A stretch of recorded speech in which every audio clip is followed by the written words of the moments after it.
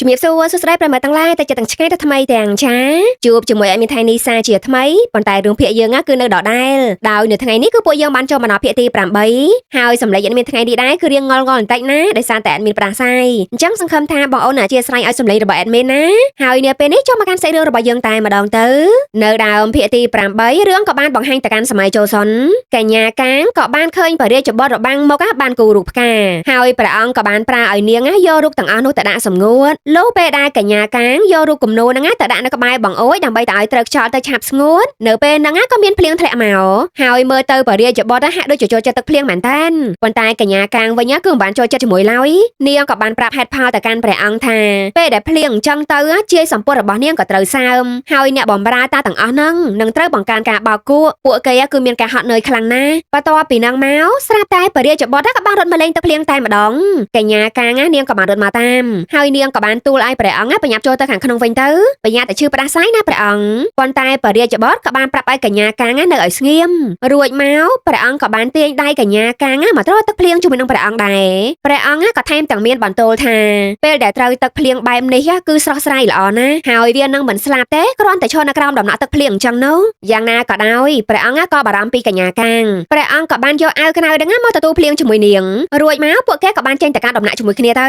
រូបភាពនេះដែរគឺដូចជានាពេលបច្ចុប្បន្ននេះអញ្ចឹងដែលសេគីកំពុងតែការពារសូរីពីអ្នកកាសែតប៉ុន្តែសារនេះដែរក៏ទុកឲ្យសូរីជាអ្នកការពារសេគីវិញម្ដងទៅចុះសូរីក៏បានអូសដៃសេគីចេញមកនិយាយតទល់ជាមួយនឹងអ្នកកាសែតជាច្រើនអ្នកនោះដោយសូរីបានប្រកាសឡើងថានាងគឺជាមនុស្សស្រីដែលបានឡើងជាឡានជាមួយនឹងសេគីហើយសេគីគឺជាអេเจนស៊ីរបស់នាងអញ្ចឹងជាដំបងបងអស់នាងគឺហ៊ានស្បត់ថាសេគីគឺមិនបានផឹកជាតិស្រវឹងណាឡើយសូម្បីតែមកដំណក់ហ្នឹងក៏មិនបានផឹកដែរហើយសេគីទៅកាន់ជេជូហ្នឹងគឺក្នុងនាមជាមេអេเจนស៊ីរបស់នាងតែប៉ុណ្ណោះនាងក៏បានសុំទោសចំពោះការដែលធ្វើឲ្យមនុស្សម្នាហ្នឹងមានការយល់ច្រឡំមកលើពួកគេឯអ្នកកាសែតវិញក៏បានសួរថាហេតុអ្វីបានជាអ្នកទាំងពីរទៅកាន់ឆ្នេរខ្សាច់តែពីរនាក់ក្នុងពេលពាក់កណ្ដាលយប់អញ្ចឹងសូរីយ៉ាក៏បានបកស្រាយប្រាប់ហេតុផលនោះគឺដុំថ្មសមុទ្រនឹងលោកប្រធានបារម្ភថាពួកយើងត្រូវបានគេផាកពិន័យដែលខ្ញុំបានយកថ្មពីសមុទ្រអញ្ចឹងហើយជាមួយនឹងការលើកទឹកចិត្តរបស់គាត់ខ្ញុំក៏បានត្រឡប់ទៅកាន់កន្លែងដើមរបស់ថ្មនឹងវិញយ៉ាងណាក៏ដោយដោយសារតែពេលនោះខ្ញុំស្ថិតក្នុងសភាពស្រវឹងខ្ញុំក៏បានដាក់ថ្មហ្នឹងនៅកន្លែងដើមវិញប៉ុន្តែ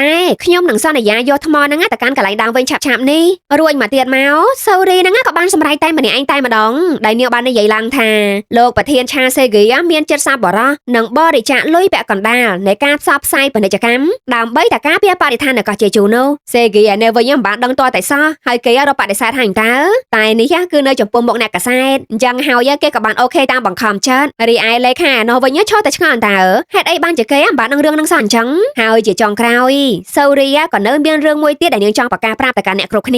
នាងក៏បាននិយាយឡើងថាខ្ញុំមានមនុស្សដែលខ្ញុំស្រឡាញ់ហើយមុខមាត់របស់គេស្អាតបាតដូចជាត្បូងពេជ្រដែលបានកែច្នៃរួចចរិតវិញក៏ថ្លៃថ្នូរដែរខ្ញុំសូមចិត្តកុំឲ្យអ្នកទាំងអស់គ្នាចេះតែស្មានដែលគ្មានប្រភពច្បាស់លាស់ដែលថាខ្ញុំហើយនឹងលោកប្រធានមានទំនាក់ទំនងជាមួយគ្នាបន្ទាប់ពីការប្រកាសទាំងអស់នឹងហើយអ្វីក៏ត្រូវបានដោះស្រាយចប់រួចរាល់នៅយប់នេះតែម្ដងហើយបើទោះបីជាអញ្ចឹងក្តីសេគីគេខំសូរីមែនតើហើយថៃបាននាងមកសម្រេចចិត្តតែម្នាក់ឯងឲ្យគេនឹងបរិច្ចាគប្រាក់អីអញ្ចឹងសូរីនាងបានខ្វល់ទេនាងក៏គ្រាន់តែនិយាយថាកុំតែគិតច្រើនណោះអ្វីបានដោះស្រាយរួចហើយឥឡូវពួកយើងទៅញ៉ាំអីវិញទៅខ្ញុំមកឃ្លានខ្លាំងណាស់សេគីក៏ប្រកែកថាគេគ្មានអារម្មណ៍ញ៉ាំស្អីទេហើយគេប្រកែកបានតែមកទេពេលដែលមកដល់កន្លែងញ៉ាំសេគីគេហត់ឡើងខ្ទេចអស់ពីចានហ្មងណាហើយបន្ទាប់មកពេលដែលគេមានកម្លាំងមកវិញគេក៏និយាយឡើងថាមុនហ្នឹងគេខំតែភ័យស្មានតែថាសូរីហ្នឹងតែអះអាងប្រាប់អ្នកកាសែតហើយតើថានាងគឺជាសង្សាររបស់គេខ្លាចតែថាសូរីហ្នឹងធ្លាក់ចូលទៅក្នុងភក់ជ្រាំជាមួយគេដែរឯសូរីក៏បាននិយាយប្រាប់វិញខ្ញុំក៏ចេះគិតដែរខ្ញុំមិនមែនជាមនុស្សល្ងងទេហើយខ្ញុំសូមបដិសេធយ៉ាងដាច់អហង្ការមិនឲ្យខ្លួនឯងជាប់ឈ្មោះជាមនុស្សស្រីរបស់នរណាគេទាំងអស់សូរីនាងនិយាយបែបនេះគឺដោយសារតែការនៅសម័យចូលសុននោះមានអ្នកបំរើហ្នឹងបានរើសបានកំបិតស្នៀតដែលបរិយាបុត្របានឲ្យទៅកាន់កញ្ញាកាងអ្នកបំរើហ្នឹងក៏បានហៅកញ្ញាកាងមកសួរនាំតែម្ដងហើយកញ្ញាកាងក៏បានអះអាងថាកំបិតនោះគឺជារបស់នាងប៉ុន្តែមេការវាំងគាត់មិនជឿឡើយព្រោះតែកំបិតស្នៀតហ្នឹងគឺជារបស់មានតម្លៃខ្លាំងណាស់ហើយចុះកញ្ញាកាងបានពីណាមកមេការវាំងក៏ថែមទាំងបញ្ជាឲ្យនាំកញ្ញាកាងទៅវាយ100ដំបងអីអញ្ចឹងទៀតផងប៉ុន្តែនៅខណៈនឹងផងដែរអ្នកបំរើស្រីម្នាក់ហ្នឹងក៏បានមកខ្សឹបក្បែរតិចរបស់កញ្ញាកាងថានាងនិយាយតែមួយម៉ាត់ទៅខ្ញុំនឹងរកវិធីដើម្បីតែជួយសង្គ្រោះនាងក៏និយាយទៅថានាងបានរួមរស់ជាមួយនឹងបរិយាបុត្រធំប៉ុន្តែកញ្ញាកាងនាងមិនបានព្រមនិយាយអ្វីទាំងអស់ចុងក្រោយទៅនាងក៏បានត្រូវគេយកទៅឃុំឃាំងអ្នកបំរើម្នាក់នោះក៏បានតាមមកស្ដីឲ្យទៀតដែលគាត់បាននិយាយថាយ៉ាងម៉េចតើបេះដូងរបស់នាងស្ថិតនៅនឹងបរិយាបុត្រធំហើយតើមែនទេ តើនាងជឿឬថាមានតែនាងតែម្នាក់គត់ដែលបរិយាបទធំលេងសើចជាមួយសម្រាប់មនុស្សប្រុសហាវាគ្មានស្អីក្រៅពីពាក្យសម្ដីទេដែលយកមកលបងបេះដូងស្រីក្មេងនោះឥឡូវនេះព្រះរាជាគឺលេងសើចប្រទៅជាមួយនឹងបរិយាបទទៀតហើយបរិយាបទគឺមិនអាចមានប្រជជនបានឡើយនាងក៏ធ្វើការជ្រើសរើសឲ្យហើយទៅនាងចង់ស្លាប់ក្នុងនាមជាគូស្នេហ៍របស់បរិយាបទឬមួយក៏នាងរស់នៅដោយធ្វើជាសាក្សីនៃការក្បត់ជាតិហើយរឿងក៏បានកាត់មកសម័យបច្ចុប្បន្ននេះវិញសូរីនាងនឹកឃើញរឿងទាំងអស់នឹងហើយនាងក៏និយាយបន្តទៀតថាបើសិនជានាងស្ថិតក្នុងខណៈពេលស្លាប់ព្រោះនាងនឹងមិនឈរពួននៅពីក្រៅខ្នងមនុស្សប្រុសទៀតទេនាងគឺចង់មានជំហររឹងមាំតែខ្លួនឯងហើយសេគីនឹងក៏មកបាក់ទឹកចិត្តនាងអីគេក៏ជួយលើកទឹកចិត្តនាងផងសេគីវិញគេស្ដាប់មិនសូវយល់ប្រហែលទេតែគេក៏ចេះតែស្ដាប់ទៅហើយគេពិតជាមានអារម្មណ៍ថាមានមោទនភាពជាមួយនឹងសូរីខ្លាំងណាស់នៅយប់នេះផងដែរយើងបែរទៅមើលផ្ទះរបស់លោកតាឯនោះវិញយើងក៏បានឃើញថេហ៊ីមកកាន់ផ្ទះរបស់គាត់ទាំងយប់នាងក៏បាននិយាយទៅកាន់លោកតាថាសេគីគឺត្រូវជួបនឹងបញ្ហាច្រើនណាស់ម្ល៉េះហើយតើនាងអាចចូលខ្លួនទៅជួយគេតាបានដែរទេលោកតានឹងយល់ព្រមឲ្យថេហ៊ីជួយអញតើដូច្នេះហើយមិនយូរប្រហែលឡើយព័ត៌មានក៏បានចុះផ្សាយឡើងពេញនឹងថាសេគីហើយនឹងថេហ៊ីនឹងគឺ confirm មានតំណែងតំណងជាមួយគ្នាពាក្យចចាមអារ៉ាមនឹងក៏បានបង្ហាញថែមទៀតថាពួកគេនឹងចិត្តរៀបការជាមួយគ្នាឆាប់ៗនេះហើយព័ត៌មានទាំងនេះដែរក៏សេគីគេបានមើលដូចគ្នាហើយគេក៏ពិតជាមិនចង់ឲ្យសូរីបានឃើញព័ត៌មាននេះទេខ្លាចតែថាពេលដែលនាងឃើញហើយប៉ះពាល់អារម្មណ៍របស់នាងខ្លាំងអញ្ចឹងហើយគេក៏បានសុំយកទូរស័ព្ទរបស់នាងយកមកលាក់ទុកមិនត្រឹមតែប៉ុណ្្នឹងទេគេក៏បានចុចបិទទៀតផងជាបន្ទាប់មកសេគីក៏បានបបួលសូរីនឹងចេញទៅញ៉ាំមីឆុងជាមួយគ្នាសូរីគ្រាន់តែឮថាញ៉ាំមីឆុងហើយនាងក៏ឡើងវែងឆ្ងាយដល់ណាដល់ណីហើយនាងនៅទ្រាំស្ងៀមទៀតមិនបានទេនាងក៏និយាយឡើងថាសេគីខ្ញុំមិនទាន់បានត្រៀមខ្លួនរួចរាល់ទេលោកក៏ឈប់ឡានទៅសូរីនឹងធ្វើកំភៃមើលសេគីគេហៅមកញ៉ាំមីនឹងគឺមកញ៉ាំមីមែនតើណាមិនមែនអត្តន័យអ្វីផ្សេងឡើយបរិយាកាសរ៉ូមែនទិកសាហាវហ្មងណាអាកាសធាតុត្រជាក់អញ្ចឹងបានហត់មីស៊ុបក្តៅគឺស័ក្តិសមបំផុតហើយទៅនៅយប់នេះទេដែលសូរីនាងបានចាប់ផ្លឹកថាមុខរបស់សេគីគឺដូចទៅនឹងមុខរបស់បរិយាបុត្ររបាំងមុខដល់ហើយបើទោះបីជានាងមិនដែលបានឃើញព្រះភ័ក្ត្ររបស់បរិយាបុត្រពេញលេញក៏ដោយចុះប៉ុន្តែទម្រង់មុខចេញមកគឺមុខសេគីនឹងហ្មងណាហើយនាងក៏បានត្រឹមតែគិតតែម្នាក់ឯងតែប៉ុណ្ណោះនាងមិនបាននិយាយអ្វីទៅឲ្យសេគីបានដឹងទេឥឡូវយើងក៏លេចទៅមើលមុនដូឯណោះបានទៅគេចង់ធ្វើបាបសេគីលើកណាក៏ដោយក៏សេគីនឹងនៅតែកិច្ចផតមុនដូគេក៏គិតថាសេគីនេះមនុស្សសំណាងមែនហើយឥឡូវនឹងទៀតសោតមានមនុស្សស្រីដល់ទៅ2នាក់ដែលបានចេញមកជួយគេមុនដូគេឡើងហួសចិត្តនឹងសំណាងរបស់សេគីហ្មងណាឥឡូវយើងនាំគ្នាបកមកមើលសេគីវិញបន្ទាប់ពីពួកគេញ៉ាំមីរួចរាល់ហើយគេក៏បាននាំសូរីចេញមកលេងនៅកន្លែងផ្សេងទៀតដែលនៅក្បែរនឹងដែរទេគេក៏បានប្រាប់ថារូបសំណាកមួយនឹងមនុស្សម្នាគឺចូលចិត្តមកបន់ស្រន់ណាបើសិនជាយើងបន់អីរួចហើយក៏អង្អែលចំោះរបស់រូបសំណាកនឹងការបន់ស្រន់របស់ពួកគេនឹងអាចខ្លាយទៅជាការពិតបានណាហើយសូរីនឹងមកនិយាយថាមិនជឿទេប៉ុន្តែគ្រាន់តែសេគីនឹងចេញទៅនិយាយទូរស័ព្ទជាមួយនឹងលេខារបស់គេតាមមកផ្លែតសោះសេគីត្រឡប់មកវិញក៏ឃើញសូរីនឹងកំពុងតែឈប់បន់ស្រន់ឡើងញាក់មាត់ស្អែកសេគីគេឡើងហួសចិត្តអស់និយាយហ្មងណាហើយជាបន្ទាប់មកគេក៏បាននាំសូរីនឹងចេញមកអង្គុយនិយាយគ្នាលេងវិញម្ដងហើយចំពោះនៅយប់នេះសូរីនាងលែងចង់ក្បត់អារម្មណ៍របស់ខ្លួនឯងទៀតហើយនាងក៏បាននិយាយឡើងថានាងអនុញ្ញាតឲ្យសេគីនឹងតាក់ទងជាមួយនាងពួកគេក៏សាកល្បងតាក់ទងគ្នាទៅមិនស្រួលបេះដូងរបស់ពួកគេនឹងអាចរីកដុះដាលកាន់តែល្អក៏ថាបានហើយអាស្រ័យយើងនិយាយក្បាច់បោច្រើនហ្មងណាបើថាស្រឡាញ់គេក៏ថាស្រឡាញ់ទៅសេគីគេរំភើបតើលេងសើចអីហើយគេក៏បានគិតថាបើសិនជាពួកគេទាំងពីរចាប់ផ្ដើមតាក់ទងគ្នាអញ្ចឹងទៅហើយគេក៏មិនគួរមានរឿងសម្ងាត់ដែលត្រូវលាក់សូរីទៀតដែរគេក៏បាននិយាយបញ្ជាក់យ៉ាងច្បាស់ថាគេហើយនឹងថេហ៊ីគឺមានឈ្មោះត្រឹមតែជាគូដណ្ដឹងតែប៉ុណ្ណោះតែគេមិនបានស្រឡាញ់ថេហ៊ីនឹងទេអ្វីគឺដើម្បីតែមុខចំនួនតែប៉ុណ្ណោះឯសូរីវិញពេលដែលបានដឹងរឿងនឹងហើយនាងចង់ខឹងតើតែនាងក៏ធ្វើជារឹងមាំនាងមិនខឹងទេនាងក៏បានប្រកាន់អីឡើយហើយមែនតែទៅក្តៅដូចបាយពុះអញ្ចឹងថ្ងៃស្អែកព្រឹកឡើងមិនទាន់ទេសូរីនាងក៏បានមកបញ្ចេញកំហឹងដាក់ដីនាងកាយកោះឡើងពេញនឹងនិយាយទៅកាយកប់កំហឹងរបស់នាងអីអញ្ចឹងនៅព្រឹកនេះផងដែរយើងបែរទៅមើលសេគីវិញគេបានមកកាន់ផ្ទះរបស់លោកតាហើយគេក៏បានឃើញថេហ៊ីនឹងមានវត្តមាននៅទីនេះស្រឡាញ់តែថ្ពាល់ខូចរបស់ថេហ៊ីនឹងតើមើលទៅឡើងតាក់ភ្នែកហ្មងណារួចមកសេគីក៏សុំនិយាយគ្នាជាមួយនាងបន្តិចគេពិតជាចង់ដឹងថាតើថេហ៊ីនឹងកំពុងតែធ្វើអ្វីថេហ៊ីក៏បានស្រដីថាខ្ញុំគ្រាន់តែប្រកាសពីទំនាក់ទំនងរបស់ពួកយើងមុន schedule បន្តិចតែប៉ុណ្ណោះហើយខ្ញុំធ្វើនេះគឺដើម្បីតែបានជួយលោកឲ្យបានលឿនពីពាក្យចចាមអារ៉ាមមិនល្អទាំងអស់នោះសេគីក៏បាននិយាយវិញខ្ញុំនឹងមិនប្រើប្រាស់ការរៀបការដើម្បីតែលាងសម្អាតរូបភាពរបស់ខ្ញុំទេដល់អញ្ចឹងថេហ៊ីក៏សួរហេតុអីទៅតើមានពាក់ព័ន្ធនឹងនារីម្នាក់នោះតាមមែនទេគឺស៊ីនសូរី សេគីក៏មិនបានលាក់ដែរគេក៏ប្រាប់តាមត្រង់ថាត្រូវហើយខ្ញុំមកគឺពិតជាឈួតនឹងនាងខ្លាំងណាស់ថេហ៊ីក៏សួរទាំងអន់ចាត់ចុះហេតុអ្វីបានច្រឡុកមកបលែងដេតជាមួយខ្ញុំវាហាក់បីដូចជាអយុត្តិធម៌ចំពោះអ្នករាល់គ្នាដែលជាប់ពាក់ព័ន្ធយ៉ាងណាអូខេខ្ញុំយល់អ្នកទាំងពីរបែបជាមិនបានដេតគ្នាយូរទេផ្កាភ្លើងស្នេហ៍នឹងឆាប់រលត់ខ្ញុំនឹងនៅរងចាំលោកបើទោះបីជាត្រូវចាំយូរយ៉ាងណាក៏ដោយចុះហើយរឿងក៏បានបងវាយមកកាន់មុនដូវិញម្ដងនៅពេលនេះគេបានចេញមករកទិញស្រង់ដៃបេសបលទៅឲ្យកូនប្រុសរបស់គេហើយមុនដូនោះមានកូនបាតារឿងទៅតែបង្ហាញឲ្យពួកយើងបានដឹងច្បាស់ទេនេះដោយកូនរបស់មុនដូហ្នឹងគឺរស់នៅស្រុកអាមេរិកឯណោះហើយសាច់រឿងក៏បានកាត់មកនៅពេលយប់យើងនាំគ្នាបាយទៅមើលថេហ៊ីនាងកំពុងតែមើលរូបថតស្និទ្ធស្នាលគ្នារវាងសេគីហើយនិងសូរីហ្នឹងទាំងមិនសប្បាយចិត្តឃើញហើយគឺមានចិត្តប្រច័ណ្ឌខឹងយកតែមែនតែនហើយនាងពិតជាចង់ឲ្យសេគីស្រឡាញ់នាងពិតមិនមែនតាក់ទងនាងក្នុងន័យត្រឹមតែមុខចំនួនតែប៉ុណ្្នឹងទេនិយាយទៅនាងចង់បានគេទាំងដែលគេហ្នឹងមិនចង់បាននាងវិញតតែសោះហើយដោយសារតែថេហ៊ីហ្នឹងមិនបានតាមចិត្តនាងផងប្រាថ្នានាងក៏បានទូរស័ព្ទតែឲ្យកូនចៅហ្នឹងទម្លាក់ព័ត៌មានមួយទៀតជាបន្តហើយរឿងក៏បានកាត់មកនៅព្រឹកបន្តទៀតបានយើងឃើញសេគីឈៀងមកជួបនឹងពួកម៉ាក់ប៉ែរបស់គេបន្តិចគេមកសារនេះដែរគឺមិនមែននិយាយពីជំងឺរបស់គេដោយសារមុនទៀតឡើយតែគេគឺមកនិយាយពីរឿងមនុស្សស្រីវិញម្ដងគេគឺពិតជាមិនយល់ពីចរិតរបស់សូរីតតែសោះនិយាយទៅពេលដែលសេគីគេមានបញ្ហាគេក៏មកជួបប៉ែតដល់ពេលសូរីឯនោះវិញពេលដែលនាងមានបញ្ហានាងក៏ចេញមកជួបនឹងគ្រូទាយពួកគេពីរនាក់ហ្នឹងគឺម្យ៉ាងម្នាក់ទេហើយពេលនេះដែរគ្រូទាយហ្នឹងក៏បានល្អលធំគាត់ថាបើតាមថ្លៃដែលគាត់បងប្រាក់ទៅឲ្យមេគ្រូទាយគាត់គូត្រូវមានអផាតមិនអីត្រឹមត្រូវរបស់គាត់ទៅគាត់មិនមែនមកទាយនៅចាំខ្នល់អញ្ចឹងទេតែធ្វើម៉េចបើគាត់ចាញ់បោកគេចង់គាត់ទៅទាយលុយវិញហ្នឹងក៏បានដែរសូរីគ្រាន់តែលឺអញ្ចឹងនាងក៏ចង់ជួយភ្លាមនាងក៏បានឲ្យគ្រូទាយហ្នឹងនាំទៅជួបនឹងមេគ្រូទាយអីនោះមើលពួកគេទាំងពីរក៏បានចេញមកទាំងថ្ងៃនេះតែម្ដងតាន់ចិត្តពួកគេហ្នឹងនៅក្តៅហុយហើយថាគ្រូសិលនៅទីនេះគ្រាន់តែបានឃើញមុខរបស់សូរីហើយគាត់ដូចជាចង់ចាញ់អំណាចនាងភ្លាមហ្មងណាឯសូរីវិញនាងក៏ចេះតែសម្ដែងធ្វើជាចូលមករកទាយអីអញ្ចឹងទៅហើយជាក់ស្ដែងទៅគ្រូសិលហ្នឹងគ្មានចេះតែទាយគ្មានចេះតែធ្វើសិលអីទេគាត់ចេះតែមើលចេះតែទាយអញ្ចឹងទៅគាត់ក៏បាននិយាយថាគូស្នេហ៍របស់សូរីហើយនឹងសូរីគឺមិនត្រូវបានជួបគ្នាម្ដងទៀតទេប៉ុន្តែកុំភ័យអីមិនទាន់ហួសពេលទាំងស្រុងឡើយគ្រូសិលហ្នឹងក៏រលួយយន់ឲ្យប៉ុន្តែសូរីក៏បានសួរកាត់តើនាងប្រងនឹងទៅសេយន់មកឲ្យខ្ញុំមែនចង់ព្យាយាមបោកខ្ញុំហ៎គ្រូសិលហ្នឹងក៏បាននិយាយវិញបោកស្អីគេនាងអីក៏ហ៊ានមិនបង្ហាញការគោរពបែបនេះហើយគាត់ក៏បានទៅរករឿងគ្រូទាយវិញម្ដងដែលគាត់សួរថាតើនាងដើរនិយាយប្រាប់គេឯងមែនថាខ្ញុំហ្នឹងជំរិតទារប្រាក់ពីនាងសូរីឯនេះក៏ជាអ្នកឆ្លើយតើនាងចង់និយាយពីថ្លៃសេវានោះតាមមែនទេរួចមកសូរីក៏ចង់ឲ្យគ្រូសិលហ្នឹងសងថ្លៃសេវាទាំងប៉ុន្មានហ្នឹងទៅកាន់គ្រូទាយវិញទាំងអស់គ្រូសិលហ្នឹងក៏ធ្វើភ្លាមទៅតើនាងនៅនិយាយស្រួលបួលជាមួយណាគ្រូសិលអត់ចង់មាត់អីច្រើនទេគាត់ក៏បានហៅគ្នារបស់គាត់ហ្នឹងឲ្យមកចាប់ទាញសូរីហើយនឹងគ្រូទាយហ្នឹងចាក់ចេញពីទីនេះឲ្យអស់ហើយម៉ណាយឲ្យគ្នារបស់គ្រូសិលឲ្យសុទ្ធតែសាច់ចាំមើលតើសូរីហ្នឹងអាចយកឈ្នះពួកគេបានដោយអង្កាលដែលនាងវាយជាមួយនឹងពួកជើងកាងដែលបានមករករឿងនៅផ្ទះរបស់លោកយាយនាងដែរអត់គឺប្រកាសជាអត់នឹងឯង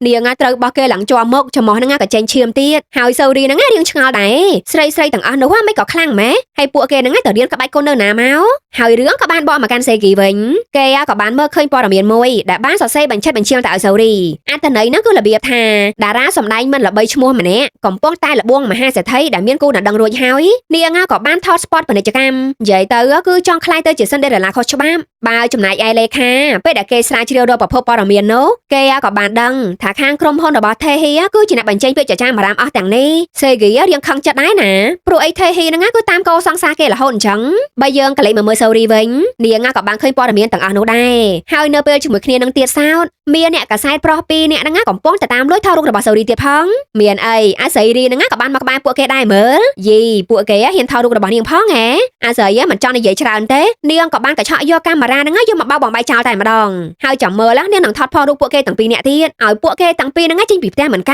ើតកុំអារបៀបមកចង់លេងខុសតំណងជាមួយនាងឲ្យសោះហាហើយនាងក៏មិនមែនជានារីល្វល់ល្វន់ស្អីដែរតែហក់មកជាមួយនាង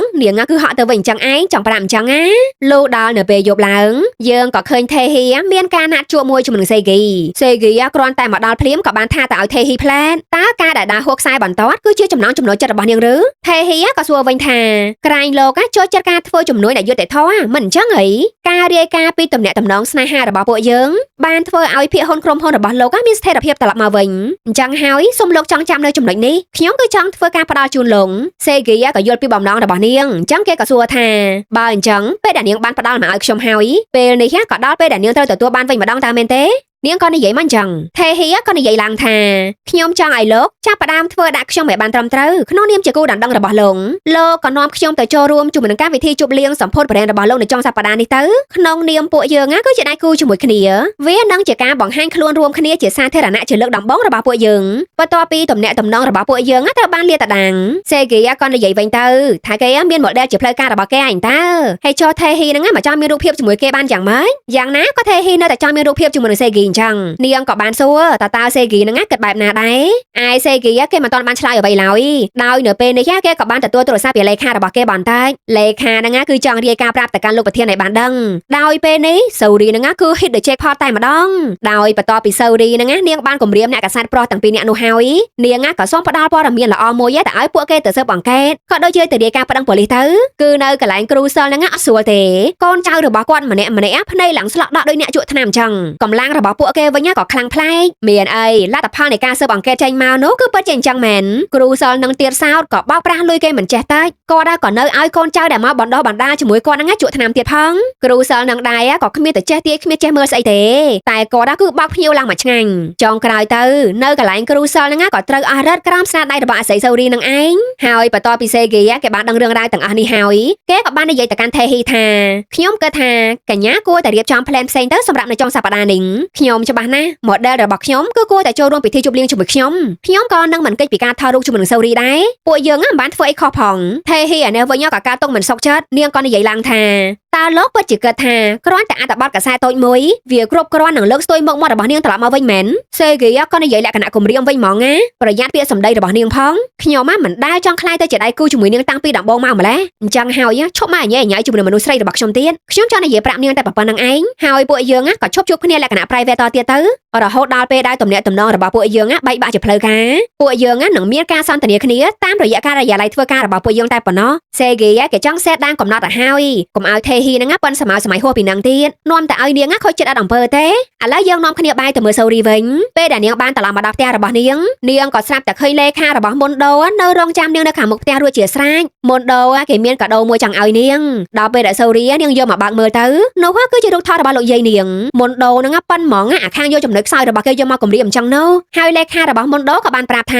លោកប្រធានរបស់គេកំពុងតែរងចាំសូរីនៅខាងក្រៅមែនណោះដល់អញ្ចឹងសូរីនាងក៏បានចេញមកជួបនឹងមុនដូទាំងមុខសពើមុនដូវិញក៏និយាយឡើងថាខ្ញុំបានផ្ដល់ឱកាសឲ្យនាងបានជួយគ្រួសាររបស់នាងក្រែងនោះគឺជាអ្វីដែលនាងចង់បានហើយនាងក៏បំបាក់ការភ្ជាប់ពាក្យរវាងសេហ្គីហើយនិងថេហ៊ីតាមមធ្យោបាយណាដែលចាំបាច់រូបភាពដែលអ្នកទាំងពីរដើរចេញពីបន្ទប់សន្តាគារជាមួយគ្នាវាគួរតែសមល្មមហីនាងបានដឹងតើគេភ្ជាប់ពាក្យគឺដើម្បីតែបានការពារនាងនឹងឯងបើទោះបីនោះមិនមែនជាផ្នែកមួយនៃគម្រោងការរបស់គេក៏ដោយចុះហើយឥឡូវនេះតំណែងរបស់ខ្ញុំកំពុងតែស្ថិតក្នុងសភាពគ្រោះថ្នាក់ខ្ញុំទុកពេលឲ្យនាង2សប្តាហ៍ដើម្បីតែបំបាក់ពួកគេទាំងពីរនាក់នោះសូរីបានស្ដាប់ឮពាក្យសម្ដីនឹងហើយនាងក៏បាននឹកទៅដល់រឿងការពីមុនផ្លែតដោយពេលដែលនាងបានជាប់ឃុំឃាំងនោះហ៎អ្នកបំរើហ្នឹងមិនឲ្យនាងជ្រើសរើសថាតើនាងគួរតែស្លាប់ក្នុងនាមជាគូស្នេហ៍របស់ព្រះរាជបុត្រឬមួយក៏នាងនៅរស់ដោយធ្វើជាសាក្សីនៃការក្បត់ជាតិសូរីនាងមិនទាន់បានសម្រេចចិត្តថាយ៉ាងម៉េចទេដោយនាពេលនោះផងដែរព្រះរាជាក៏បានជាងមកជួបនឹងនាងដល់កន្លែងឃុំឃាំងតែម្ដងព្រះអង្គក៏មានបន្ទូលឡើងថាយើងដឹងថានាងមានប្រយោជន៍ចំពោះយើ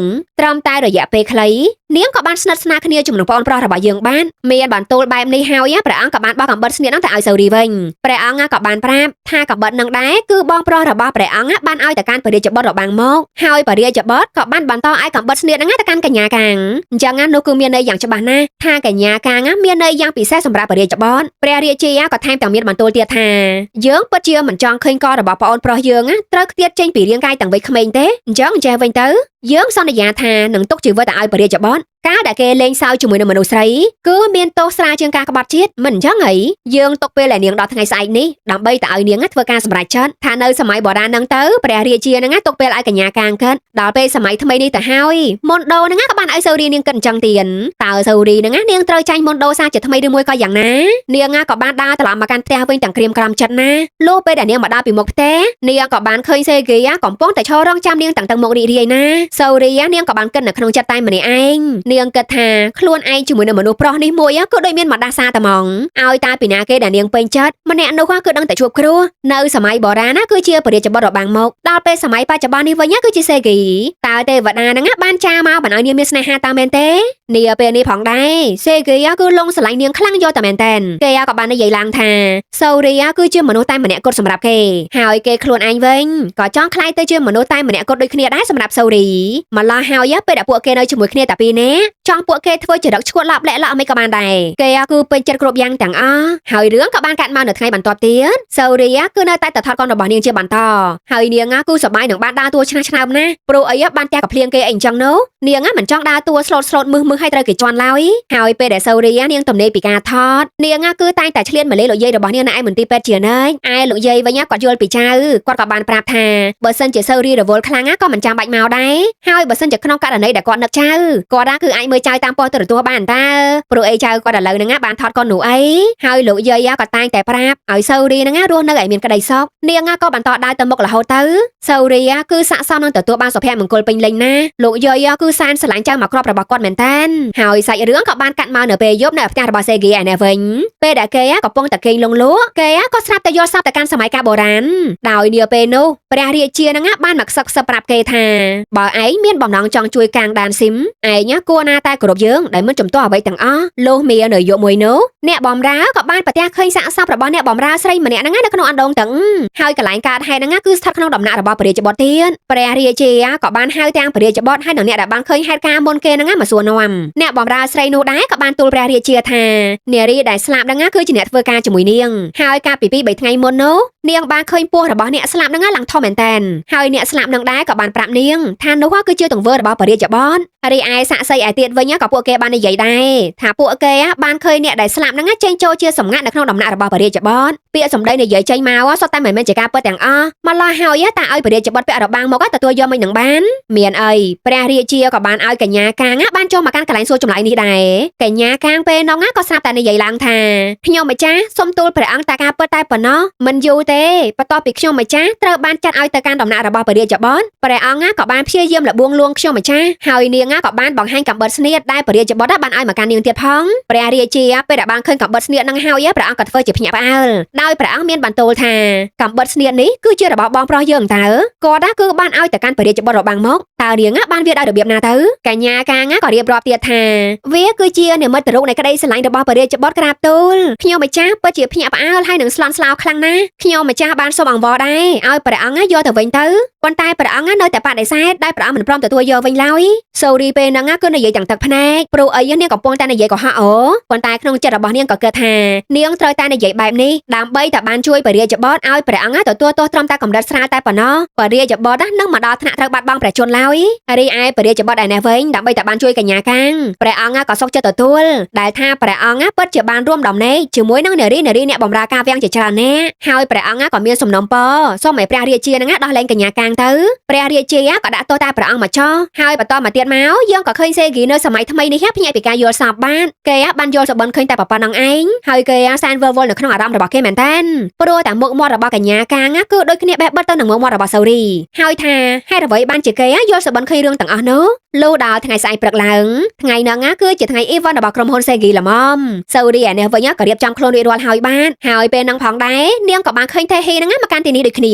ាសំខាន់ណាថេហ៊ីក៏បាននិយាយប្រាប់ឲ្យសូរីហ្នឹងចាក់ចេញពីទីនេះទៅសូរីក៏បានតមាត់វិញថាក្រៃនាងបានដឹងហើយតើខ្ញុំគឺជាតារានៅក្នុងថ្ងៃនេះបើអញ្ចឹងចង់ឲ្យខ្ញុំចាក់ចេញទៅណាហើយសូរីហ្នឹងក៏ថែមទាំងបានថាឲ្យថេហ៊ីវិញទៀតផងថេហ៊ីគឺគ្រាន់តែជាភ្ញៀវដែលគេបានអញ្ជើញមកតែប៉ុណ្ណោះរីឯថេហ៊ីវិញមិនទាន់ចោះចាញ់ត្រឹមហ្នឹងទេនាងក៏និយាយថាតើនាងអាចនៅក្បែរសេហ្គីបានយ៉ាងម៉េចពេលដែលគេឈ្មោះទាំងមូលរបស់នាងស្ថិតនៅលើពាក្យចចាមអារ៉ាមទាំងអស់នោះហើយគេគឺជាកម្មសិទ្ធិរបស់ខ្ញុំសូរីនាងក៏បានដឹងភ្លាមថាពាក្យចចាមអារ៉ាមលើព័ត៌មានទាំងអស់នោះគឺជាស្នាដៃរបស់ថេហ៊ីអញ្ចឹងនាងក៏សួរថាគឺជានាងតាមមែនទេដែលជាអ្នកចែកចាយពាក្យចចាមអារ៉ាមមិនល្អទាំងអស់នោះថេហ៊ីក៏បានប្រកែកដែរនាងបានតបថាចាប៉ុន្តែព្រោះតែនាងចាប់ផ្ដើមចូលមករំខានប្រព័ន្ធប្រសាទរបស់ខ្ញុំអញ្ចឹងហើយហេតុអីក៏នាងមិនចេញទៅឲ្យឆ្ងាយឲ្យហើយទៅសូរីក៏បាននិយាយប្រាប់វិញតើខ្ញុំមើលមកសមនឹងឲ្យគេដេញចេញស្រួលអញ្ចឹងហ៎ស្ដាប់ខ្ញុំនិយាយឲ្យបានច្បាស់ហាខ្ញុំរស់នៅតែមួយថ្ងៃតែប៉ុណ្ណោះអញ្ចឹងហើយក៏ទុកអាភិបមិនបានការរបស់នាងចំពោះអ្នកផ្សេងវិញទៅហើយនាងទៅវិញទេដែលត្រូវជាអ្នកចាក់ចេញនោះឯថេហ៊ីក៏បានគម្រាមចេញព័ត៌មានមួយទៀតដែលនាងនឹងឲ្យគេសរសេរថាចៅស្រីគ្មានធម៌មេត្តាទុកលោកយាយដែលមានជំងឺចាស់វង្វេងហ្នឹងនៅចោលតែម្នាក់ឯងទាំងដែលគាត់គឺជាសាច់ញាតិតែម្នាក់គាត់របស់នាងឬមួយក៏ថេហ៊ីហ្នឹងឲ្យគេទៅសេបែបអញ្ចេះវិញគឺលោកយាយកេងប្រវាញ់ផលប្រយោជន៍ពីចៅស្រីហើយគាត់ក៏មានរឿងអាស្រូវជំពាក់បំណុលគេជុំទឹះទៀតសូរីស្ដាប់ហើយនាងក៏សួរថា តើនាងមានបំណងចង់ស្លាប់មែនថេហ៊ីក៏អឺប្រហើយព្រោះអីនាងគំរាមចំចំណុចរស័ព្ទរបស់សូរីយោហើយថេហ៊ីហ្នឹងក៏បាននិយាយទៀតថានាងក៏ចេញទៅឲ្យឆ្ងាយហើយក៏នៅមើលថែលោកយាយរបស់នាងជំនួសកាលដែលនាងមករញ៉េរញ៉ៃជាមួយមនុស្សប្រុសរបស់អ្នកដទៃនោះមានអីសូរីក៏ដាក់ឲ្យវិញពីណាគេដែលនិយាយថាគេគឺជាមនុស្សប្រុសរបស់នាងតាមអ្វីដែលខ្ញុំបានឮមកនោះនាងខົບខិតនៅពីក្រៅខ្នងរបស់គេធ្វើចរិតដូចជាពស់អញ្ចឹងខ្ញុំសូមឲ្យដំបូងមានតែការនាងខ្លះទៅចុះបើសិនជានាងចង់យកឈ្នះបេះដូងរបស់មនុស្សប្រុសនាងក៏ឈប់តាមគេតត្រឹកដូចជាឆ្កែចចកតាមហត់ក្លិនសាច់ទៅគ្មានមនុស្សប្រុសណាដែលចូលចិត្តមនុស្សស្រីដែលខ្វះទំនុកចិត្តហើយមើលទៅអស់សង្ឃឹមម្លឹងទេថេហ៊ីខំឡើងច្រឡោតតងនាងក៏រត់តែកំភ្លៀងសូរីប៉ុន្តែភ្លាមនឹងដែរសេហ្គីគេក៏បានមកដល់ល្មមសេហ្គីគ្រាន់តែភ្ញាក់ពីគេងភ្លាមគេក៏បានចេញមករកសូរីផ្លែតតាសក់ហ្នឹងក៏បានចាប់ភ្លីអីឲ្យបានស្រួលបួលដែរគេក៏បានអូសដៃសូរីចេញមកនិយាយគ្នានៅកន្លែងស្ងាត់តែពីរនាក់បន្តិចដោយពេលហ្នឹងដែរគេនៅសម្លឹងមុខសូរីយ៉ាងភ្លឹកភ្លាំងរួចមកទៅគេសួរថាតើនាងគឺជាអ្នកណាកាងដានស៊ីមតើកាងដានស៊ីមគឺជានរណាគេទៅសំណួរមួយនេះពិតជាធ្វើឲ្យសូរីភាំងខ្លាំងមែនតើហេតុអ្វីបានជាសេហ្គីហ្នឹងដឹងថានាងគឺជាកាងដានស៊ីមអញ្ចឹងពួកគេទាំងពីរនេះគឺពោពេញទៅដោយចម្ងល់រៀងៗខ្លួនមិនដឹងថាពួកគេត្រូវបកស្រាយពីចំណុចណាទៅចំណុចណាមុនទេហើយភាគនេះដែរក៏ឆ្លេះត្រំតែប្រប៉ាណេះបានរងចាំតាមដានទស្សនានៅភាគក្រោយទាំងអស់គ្នាទៀតណាហើយអេដមីនសង្ឃឹមថាថ្ងៃស្អែកនេះសម្លេងអេដមីននឹងរៀងស្រួលជាងនឹងបន្តិចទៅចោះថ្ងៃនេះអ្នកទាំងអស់គ្នាប្រហែលជារៀងពិបាកស្ដាប់បន្តិចទេណាព្រោះអីរៀងងល់អេដមីនសូមអធិស្ឋានទុកមុនផងណាអូខេរងចាំជួបជាមួយអ្នកមិញថៃនេះម្ដងទៀតនៅវីដេអូក្រោយខាន់សាមីដាអានញ៉ង